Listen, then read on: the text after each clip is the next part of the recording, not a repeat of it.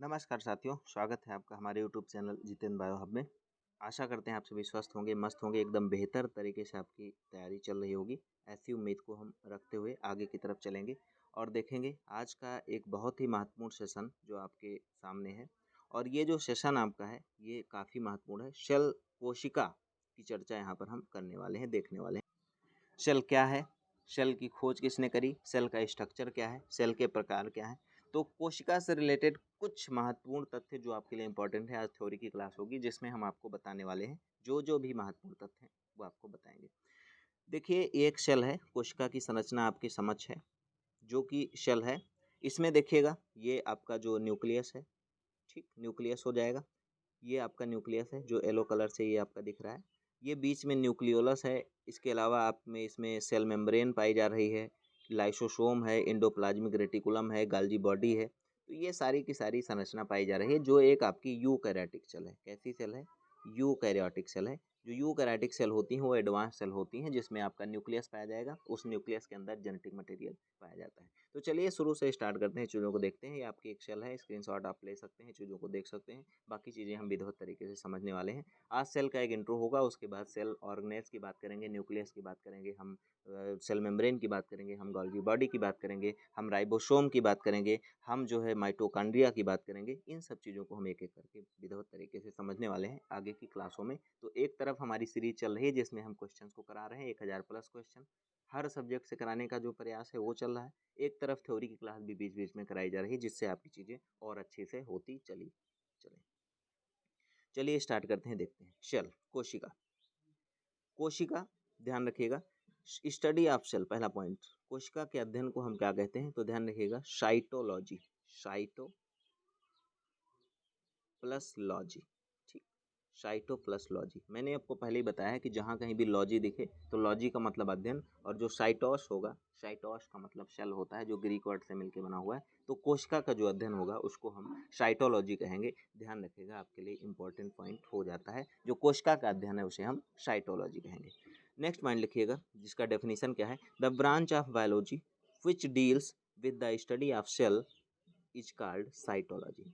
जीव विज्ञान की वह शाखा जिसमें कोशिका का अध्ययन किया जाता है कोशिका विज्ञान कहलाता है। ध्यान रखिएगा, इसकी डिफिनीशन हो जाएगी, इसका जो परिभाषा है हो जाएगा कि जीव विज्ञान की वह शाखा जिसमें हम कोशिका का अध्ययन करते हैं, उसको हम कोशिका विज्ञान कहते हैं। The branch of biology which deals with the study of cell is called cytology. आगे की तरफ चलेंगे, हम देखेंगे। Robert Hooke discovered cell on bottle cork in 1665। देखिए, जो एक बोतल थी, बोतल पर एक कार्क लगी हुई थी। ध्यान रखिएगा, पहले ऐसे बोतल पर एक कार्क लगी हुई थी और इस कार्क में कुछ छोटे छोटे मधुमक्खियों के छत्ते जैसी संरचना इनको दिखी थी। ऐसी ऐसी संरचना, ठीक, ऐसी ऐसी मधुमक्खी की देख छत्तों जैसी ऐसी संरचना को इन्होंने देखा था और इसी को इन्होंने सेल का नाम दे दिया था। इसी को इन्होंने सेल का नाम दिया था। ध्यान रखिएगा, 1665 ईस्वी में रॉबर्ट हुक ने बोतल पर लगी कार्क में मधुमक्खी के छत्ते जैसी संरचना देखी।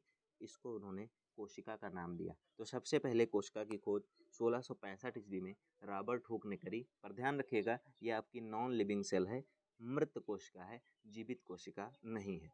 चलिए उसके बाद ल्यूवेनहाक डिस्कवर्ड लिविंग सेल इन 1674। 1674 ईस्वी में एंटोनी वान ल्यूवेनहाक, ए बी ल्यूवेनहाक भी इन्हें कहते हैं शॉर्टकट में, एंटोनी वान ल्यूवेनहाक ने 1674 ईस्वी में एक जीवित कोशिका की खोज करी। ये आपको ध्यान रखना है। तो अगर आपके एग्जाम में पूछता है कि कोशिका की खोज किसने करी, तो 1665 ईस्वी रॉबर्ट हुक। लेकिन अगर आपसे पूछता है कि जीवित कोशिका की खोज किसने करी, तो 1674 ईस्वी आपके एंटोनी वान ल्यूवेनहाक हो जाएंगे। 1674 ईस्वी में ल्यूवेनहाक ने सजीव कोशिका की खोज की, आपको ध्यान रखना है। अगला देखिएगा, Schleiden and Schwann proposed a theory known as cell theory. देखिए, दो साइंटिस्ट थे, एक का नाम था स्लाइडेन, मैथास स्लाइडेन, और दूसरे का नाम था थियोडर स्वान। इन दोनों ने मिल करके एक थ्योरी दिया था, एक सिद्धांत दिया था जिसको कोशिका सिद्धांत के नाम से या सेल थ्योरी के नाम से जाना जाता है। स्लाइडेन और स्वान ने एक सिद्धांत दिया जिसे कोशिका सिद्धांत के नाम से जाना जाता है। क्या है कोशिका सिद्धांत, आइए उसको देख लेते हैं। अकॉर्डिंग टू दिस थ्योरी, इस सिद्धांत के अनुसार क्या चीज़ें हैं उनको हम देख लेते हैं। इन्होंने कहा कि cell is the smallest unit of living organism. Cell is the smallest unit of living organism. जो कोशिका है वो जीवों की सबसे छोटी इकाई है, सबसे छोटी, मतलब इससे छोटा कुछ हो ही नहीं सकता, ये सबसे छोटी इकाई होती है। इसको आप मोनोमेरिक यूनिट भी कह सकते हो, मतलब इससे छोटी कोई इकाई नहीं है। ये बताया स्लाइडेन और स्वान ने। क्या बताया? कि कोशिका सजीवों की सबसे छोटी इकाई होती है। दूसरी बात इन्होंने बताई, all the living organism made one or more than one cell.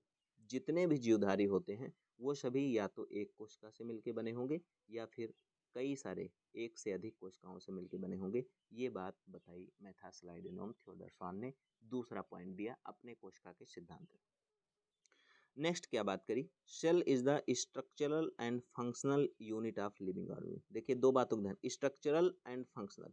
इन्होंने बताया कि जो कोशिका है वो जीवों की संरचनात्मक और क्रियात्मक इकाई है। कैसे? देखिए एक सेल से बनेगा या एक से अधिक सेल से बनेगा तो क्या बनेगा? एक बॉडी का फॉर्मेशन हो रहा है, तो ये संरचनात्मक हो गई, एक बॉडी को बना रही है। और ये जब बॉडी को बनाएगी तो बॉडी, जैसे हाथ बना तो हाथ का काम हो गया, अलग काम करेगा। जो ब्रेन बना वो ब्रेन अपना काम करेगा। आंख बनी, आंख अपनी काम करेगी। तो ये क्या हो गई? ये कार्य को कर रही है, इसलिए क्रियात्मक। तो स्ट्रक्चरल है क्योंकि ये बॉडी का फॉर्मेशन करता है, और जब फॉर्मेशन कर देता है तो बॉडी अलग अलग अपना कार्य करती है, इसलिए क्या हो जाएगी? फंक्शनल हो जाएगी। तो सेल जो है वो structural and functional unit of living organism है। तो ये तीसरी बात इन्होंने अपने सिद्धांत में रखा, अपनी थ्योरी में बताया। नोट डाल के पॉइंट, ये जो लिखा हुआ है ये आपके लिए काफ़ी इंपॉर्टेंट पॉइंट हो जाएगा। Virus is exception of cell theory, its body does not make of cell. जो वायरस हैं वो कोशिका सिद्धांत में अपवाद हैं। इनका जो बॉडी होता है वो सेल से मिलकर नहीं बना होता, और इसीलिए ध्यान रखिएगा, ये जब किसी की बॉडी में एंट्री करते हैं तो अपना रिप्रोडक्शन करते हैं, अपना फूड करते खाते हैं, उन्हीं की बॉडी के मैकेनिज्म को यूज करते हैं, और जब ये बाहर होते हैं तो डेड होते हैं। तो ये जब किसी एनिमल की बॉडी में या प्लांट की बॉडी में जाएंगे तो ये जीवित हो जाएंगे, और इसके बाद जब उससे बाहर आएंगे तो क्या हो जाते हैं? ये डेड हो जाते हैं। इसीलिए जो विषाणु होते हैं इनको हम लिविंग और नॉन लिविंग के बीच की लिंक कहते हैं। लिविंग और नॉन लिविंग, जो जीवित और अजीवित, जिसको आप कह सकते हो सजीव और निर्जीव, इनके बीच की कड़ी कहा जाता है। किसको? वायरस को।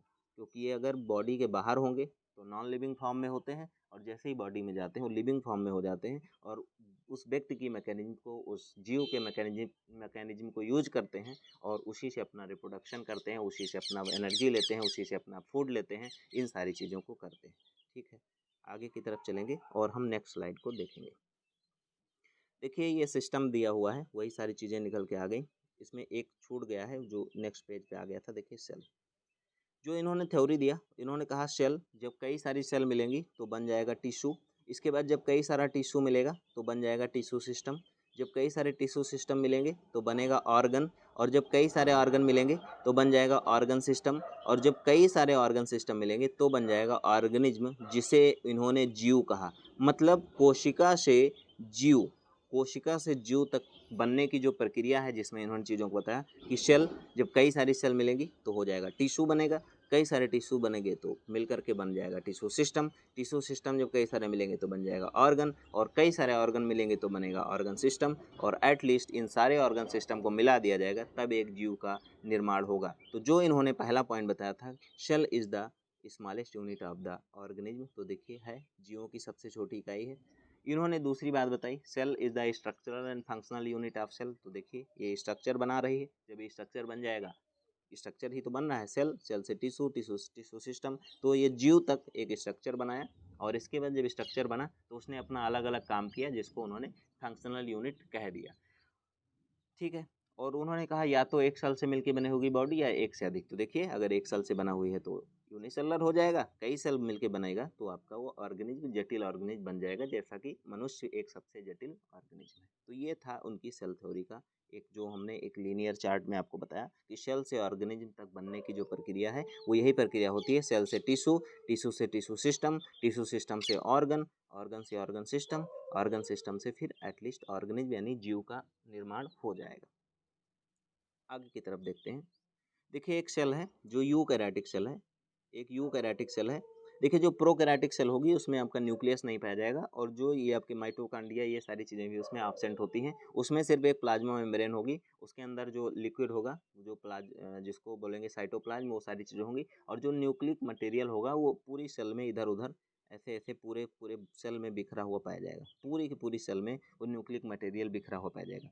पर यहाँ पर क्या होगा कि न्यूक्लिक मटेरियल जो होगा आपका वो बिखरा हुआ ना पाया जा करके एक निश्चित जो कि आपका न्यूक्लियस है यहीं पर पाया जाएगा। कहाँ पाया जाएगा? इस न्यूक्लियस के अंदर पाया जाएगा। तो ये आप इसमें देख लीजिए, इसमें आपकी ये जो बाहर की वाल दिख रही है जिसको हम प्लाज्मा मेम्ब्रेन कह देंगे, ये जो आपका है ये न्यूक्लियोलस है न्यूक्लियस के अंदर, ये जो आपका है ये न्यूक्लियस है, ध्यान रखिएगा ये न्यूक्लियस हो जाएगा। ये आपका जो ये जो छोटे छोटे ग्लोब्यूल्स ये पाए जा रहे हैं ये आपके क्या हो जाएंगे? लाइसोसोम हो जाएंगे, लाइसोसोम, ध्यान रखिएगा। ये आपकी माइटोकॉन्ड्रिया रेड कलर की है, ये माइटोकॉन्ड्रिया हो जाएगी जिसको पावर हाउस कहते हैं। ये सब चीज़ों को हम आगे की तरफ देखेंगे, नेक्स्ट वीडियो में बात करेंगे, जब आगे की तरफ सेल ऑर्गेनेल की बात करेंगे तो उसको देखेंगे। ये जो आपकी है ये गोल्जी बॉडी हो जाएगा, गोल्जी बॉडी हो जाएगा आपका। इसके अलावा जो है ये आपकी इंडोप्लाज्मिक रेटिकुलम हो जाएगी, इंडोप्लाज्मिक रेटिकुलम हो जाएगा आपका। तो इन सब चीज़ों को हम देखते हैं, ये आप देख लीजिएगा, इसका स्क्रीनशॉट ले लीजिए और चीज़ों को देख लीजिए, सारी चीज़ें लिखी हुई हैं। साइटोप्लाज्म क्या है? राइबोसोम, ये राइबोसोम आपका हो जाएगा। तो इसका एक स्क्रीनशॉट ले लीजिए और चीज़ों को देख लीजिए। जब एक एक सेल ऑर्गेनेल की बात करेंगे, माइटोकॉन्ड्रिया की अलग बात करेंगे, गोल्जी बॉडी की अलग बात करेंगे, तो वहाँ पे चीज़ें आपकी क्लियर हो जाएगी। टाइप्स ऑफ सेल, कोशिका के प्रकार, तो देखिएगा ये दो प्रकार की होती हैं, एक तो प्रोकैरियोटिक सेल, दूसरी यूकैरियोटिक सेल। मैं आपको बताया ऐसी सेल जिसमें न्यूक्लियस नहीं पाया जाता है और जो जेनेटिक मटेरियल है पूरे सेल में इधर उधर बिखरा पाया जाता है, इसको आप क्या कहोगे? इसको आप प्रोकैरियोटिक सेल कहोगे। पर ऐसी सेल जिसमें एक न्यूक्लियस पाया जाता है और न्यूक्लियस पाए जाने के कारण जो उसका जेनेटिक मटेरियल होगा इस न्यूक्लियस में ही पाया जाएगा, तो इसको आप क्या कहोगे? यूकैरियोटिक सेल कहोगे। ये छोटा सा डिफरेंस है, बाकी और चीज़ें आगे की तरफ जैसे जैसे बढ़ेंगे क्लियर हो जाएंगी। इसमें राइबोसोम जो आपका होता है 80s टाइप का पाया जाता है, 70 भी पाया जा सकता है, पर इसमें 70 ही पाया जाएगा। तो और भी चीज़ें जो हैं वो इम्पोर्टेंट हम एक साथ देख लेंगे। अभी फ़िलहाल इतना जानना है कि जो प्रोकैरियोटिक सेल होगी उसमें जो जेनेटिक मटेरियल होगा वो पूरी सेल में इधर उधर बिखरा हुआ पाया जाएगा, इकट्ठे कहीं नहीं पाया जाता, तो पूरी पूरी सेल में पाया जाएगा। और यहाँ पर जो क्या होगा ये एक आपका न्यूक्लियस होगा और इसी में जेनेटिक मटेरियल पाया जाएगा। अगर एक एग्जांपल लें तो यहाँ पर एग्जांपल को हम देखें, तो जैसे मान लीजिए एक ये घर है और एक ये रूम है, ठीक। अब इस रूम के साथ एक किचन भी है, ये आपका किचन है। तो इस रूम में किचन अगर है तो खाना कहाँ बनेगा? किचन में बनेगा। पर यहाँ पर क्या है? यहाँ पर किचन नहीं है, तो यहीं कोने में कोई गैस चूल्हा रख लिया जाएगा और खाना कहाँ बनेगा? यहीं पे बनेगा। तो खाना भी इसी में बन रहा है, इसी में रहना भी हो रहा है, ये सारी चीज़ें हो रही हैं। तो ये प्रोकैरियोटिक सेल है, क्योंकि न्यूक्लियस नहीं है तो फिर खाना भी यहीं जैसे बन रहा है उसी प्रकार यहाँ पर ही न्यूक्लियस, न्यूक्लिक मटेरियल इसी में है। लेकिन यहाँ न्यूक्लियस है तो न्यूक्लिक मटेरियल कहाँ होगा? यहाँ पर होगा। मतलब अगर किचन है तो खाना किचन में बन रहा है, और अगर किचन नहीं है तो उस कंडीशन में खाना कहाँ बनेगा? खाना भी आपका इसी रूम में किसी कोने पे, यहाँ बनाइए, यहाँ बनाइए, यहाँ बनाइए, यहाँ बनाइए, कहीं भी बना लीजिए, बनाना तो है ही है, लेकिन यहाँ दायरा फिक्स है। तो इस प्रकार अगर न्यूक्लियस है तो फिक्स है कि न्यूक्लिक मटेरियल जो होगा इसी में पाया जाएगा। लेकिन अगर नहीं है तो चाहे यहाँ हो, चाहे यहाँ हो, चाहे यहाँ हो, क्या ही फर्क पड़ता है। तो ये था एग्जाम्पल जिसको मैंने आपको बताया, देखा। तो ये सेल टाइप हो जाएगा। देखिए अब एक प्रोकैरियोटिक सेल है, इसको देखिएगा, इसमें जो है क्या है, इसमें देखिए बाहर की तरफ आपका ये सेल मेम्ब्रेन हो जाएगा जिसको प्लाज, और इसके बाद ये जेनेटिक मटेरियल देखिए बिखरा हुआ पूरा का पूरा पाया जा रहा है, पूरा का पूरा बिखरा हुआ है। ये आपकी एक बैक्टीरियल सेल है, बैक्टीरियल सेल है, बैक्टीरिया की एक सेल है जिसकी बात हमने करी। ये आपके फ्लैजिला हो जाएंगे जिसकी मदद से वो मूवमेंट करेगा, फ्लैजिला की मदद से बेसिकली वो मूवमेंट करता है, आगे की तरफ बढ़ेगा। तो ये सारी चीज़ें हैं, इसका भी स्क्रीनशॉट ले लीजिए। जब हम बैक्टीरिया को पढ़ेंगे, बैक्टीरिया को जब अगली क्लास में हम आगे की क्लास में जब हम बैक्टीरिया देखेंगे तो वहाँ पर इन चीज़ों को हम देख लेंगे बेसिकली। और ये जो आपकी है ये लास्ट स्लाइड है जहाँ पर हमने यूकैरियोटिक सेल की बात करी थी, और इसमें आप देख लीजिए एक सेल जिसके सेल ऑर्गेनेल्स की बात हमने करी। तो प्रोकैरियोटिक और यूकैरियोटिक आप समझ गए होंगे, जो बेसिकली जिसमें न्यूक्लियस नहीं पाया जाएगा उसको हम प्रोकैरियोटिक सेल कह देंगे, और जिसमें न्यूक्लियस प्रेजेंट होगा, पाया जाएगा, उसको हम यूकैरियोटिक कह देंगे। तो इतनी छोटी सी बात थी, इसका भी स्क्रीनशॉट ले लीजिए।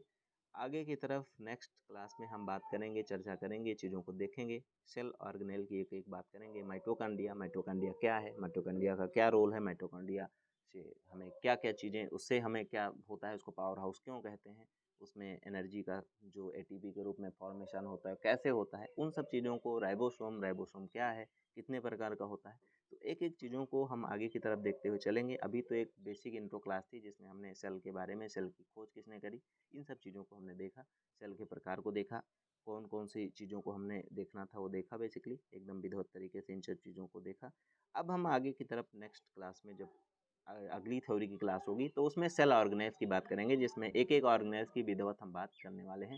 तो मिलते हैं नेक्स्ट वीडियो में, तब तक के लिए खुश रहिए, मस्त रहिए, चैनल को लाइक करिए, शेयर करिए, सब्सक्राइब करिए, आगे की तरफ सपोर्ट करिए, क्योंकि आपके सपोर्ट से ही हम आगे की तरफ बढ़ पाएँगे और आपको भी अच्छे से अच्छा कंटेंट दे पाएँगे। मिलते हैं नेक्स्ट वीडियो में, तब तक के लिए थैंक यू, जय हिंद, जय भारत।